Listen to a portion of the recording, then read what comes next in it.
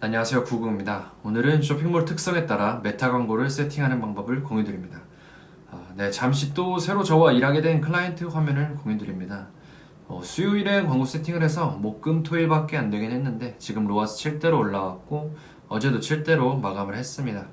아직 시도해볼 수 있는 타겟팅도 많은데 벌써 잘 나오고 있으니까 두 자리 로에스 가능할 것 같다고 생각이 드네요. 더 지출도 더 늘릴 수도 있고요. 확장 가능성이 많은 지금 상태입니다. 원래 대표님이 진행했던 광고는 로아스 0.45 정도 나왔고 저는 지금 목금토일에서 5.43까지 올라왔으니까 금방 올라왔죠, 성과.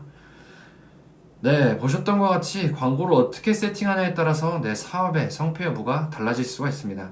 다시 본론으로 돌아와 쇼핑몰 특성에 따라 메타 광고 세팅하는 방법을 말씀드리겠습니다. 인스타그램에서 광고할 때 모든 업체가 같은 광고 방법을 쓸 수는 없겠죠. 그럼 이건 그냥 누군가는 잘 되고 누군가는 안 되는 그런 랜덤한 광고 방식이 될 수밖에 없을 겁니다.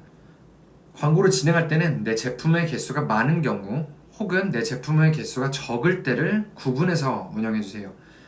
상품 개수가 적은 업체의 예시에는 건강기능식품, 다이어트 보조제, 기능성 화장품 등 제품을 확장하기가 어려운 업체들을 말하는 거고요.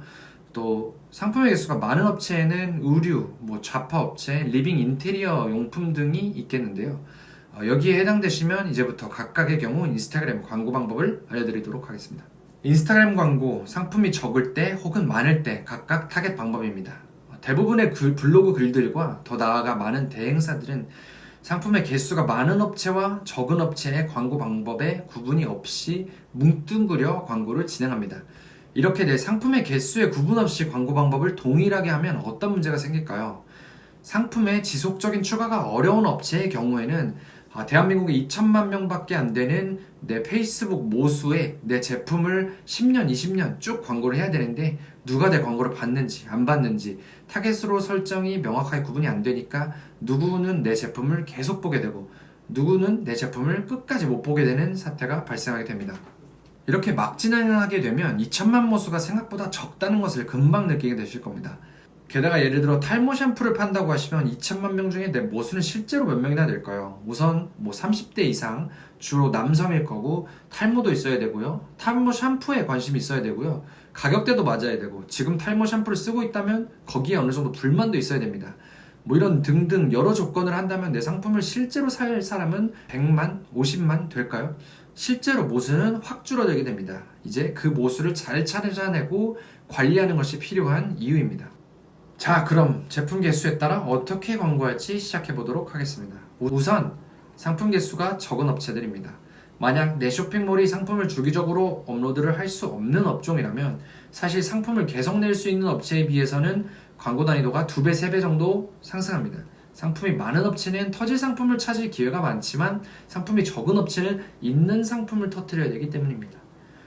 그래도 방법은 당연히 있습니다. 첫 번째, 오픈 타겟팅은 절대적으로 피하셔야 됩니다. 오픈 타겟팅이라는 것은 최근에 인기를 더 얻었는데 광고 세트에서 누구에게 광고할 것이냐는 화면에 아무것도 넣지 않고 그냥 나이나 지역 그리고 성별 정도만 지정해서 광고를 트는 것을 의미합니다. 이런 오픈 타겟팅이 왜 안 좋냐는 것은 위에서 제가 타겟 관리가 잘 되어야 된다고 말한 것에서 벌써 감이 오신 분들도 계실 것 같습니다. 네, 오픈 타겟팅이 제일 쉽고 또 어느 정도 성과도 나온다는 것도 알고 있습니다. 그런데 오픈 타겟팅을 해보시는 분들 혹시 이거 느끼셨나요? 처음에 몇 개 잘 팔리는 것 같다가 갑자기 뚝 이유도 모르게 안 팔리게 됩니다. 이런 경험 해보셨나요? 광고 초반에만 조금 팔리다가 안 팔리는 이유 왜인지 설명해 드리도록 하겠습니다. 오픈 타겟팅이라는 것은 페이스북의 엄청난 AI 기술에 내 상품을 가장 잘 살 것 같은 사람에게 광고를 해줘 라고 부탁하는 것과 똑같습니다. 그럼 이 페이스북 알고리즘은 진짜 똑똑해서 딱 진짜 내 상품을 제일 잘 살 것 같은 사람을 먼저 찾습니다. 근데 내 상품을 제일 잘 살 것 같은 사람은 누굴까요? 이미 내 상세 페이지에 들어왔던 사람, 그 중에서도 장바구니에까지 담았던 사람들이겠죠. 왜냐면 내가 타겟을 지정하지 않았고 아무에게나 광고를 해달라고 했으니까 내 제품을 이미 봤던 리타겟팅도 거기에 포함이 되는 거죠. 이미 나에게 관심이 있는 사람에게 광고를 노출하는 것으로 시작해서 바로 판매를 만들어 버립니다. 하지만 이렇게 시작한 내가 의도치 않은 리타겟팅은 모수가 적기 때문에 조금 팔리다가 갑자기 또 뚝 안 팔리게 되는 것이죠.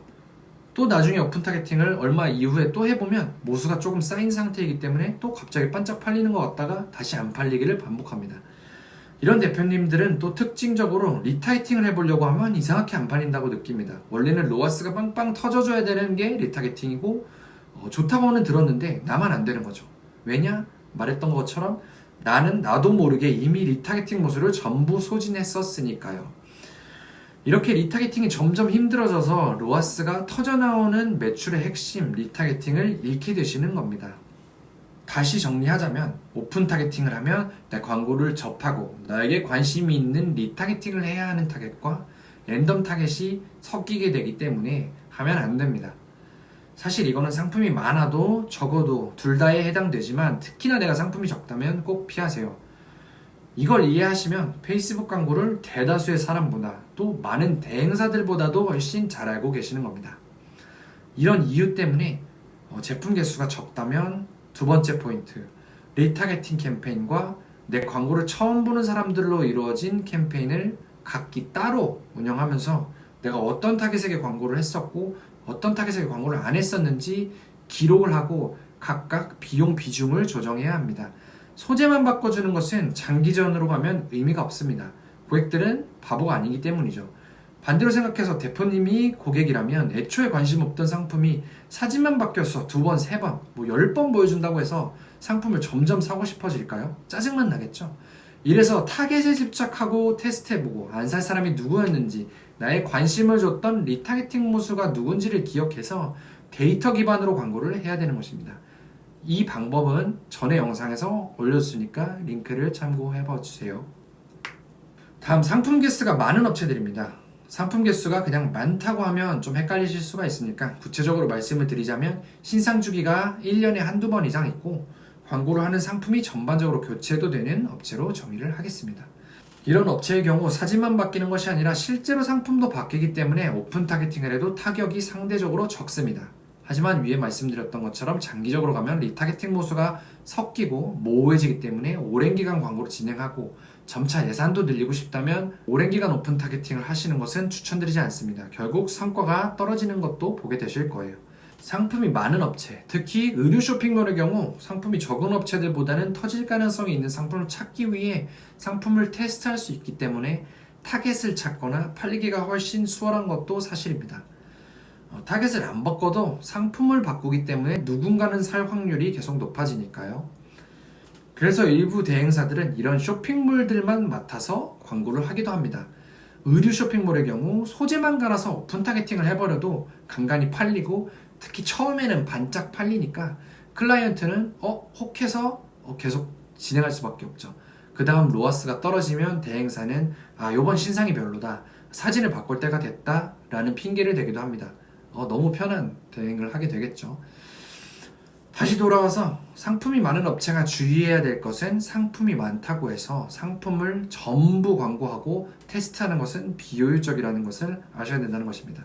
각각 소재와 상품을 테스트하기에는 광고비가 너무 많이 들어가기 때문에 여러 상품을 광고할 수 있는 슬라이드형 광고를 많이 해보시고 잘 팔린 업적이 있는 상품들을 히로 프로덕트, 히어로 상품으로 선정을 해서 그걸 메인으로 협찬 광고를 진행해서 브랜드의 통일된 이미지를 구축하세요. 여기에도 파레토 법칙, 2대8 법칙이 적용이 됩니다. 즉 20%의 상품이 80%의 매출을 견인하게 되기 때문에 그 매출을 견인할 상품을 개발하고 분위기를 잡아주시면 됩니다. 타겟팅의 경우 마찬가지로 누군가 내 광고를 봤었는지 안 봤는지 구분해 주시는 것을 명심하시고요. 그래야 장기간 광고가 가능합니다. 네, 정리드립니다. 쇼핑몰의 특성에 따라 다른 세팅이 필요하다. 특히 내 제품이 적으면 모수 관리가 필수고 어떤 타겟에게 내 광고를 했는지 명확히 구분해 주세요. 내 로아스가 갑자기 떨어지는 이유는 오픈 타겟팅을 쓰기 때문입니다. 오픈 타겟팅이 아닌 유사 타겟팅도 테스트해 보시고 맞춤 타겟팅도 테스트해 보시고 그 조합도 만들어 보면서 계속 팔 타겟을 찾아 나서야 합니다. 네, 앞으로 이런 실전 광고 영상 많이 올려드리겠습니다. 채널 성장에 좋은 영향이 있으니까 구독, 좋아요 꼭 부탁드립니다. 감사합니다.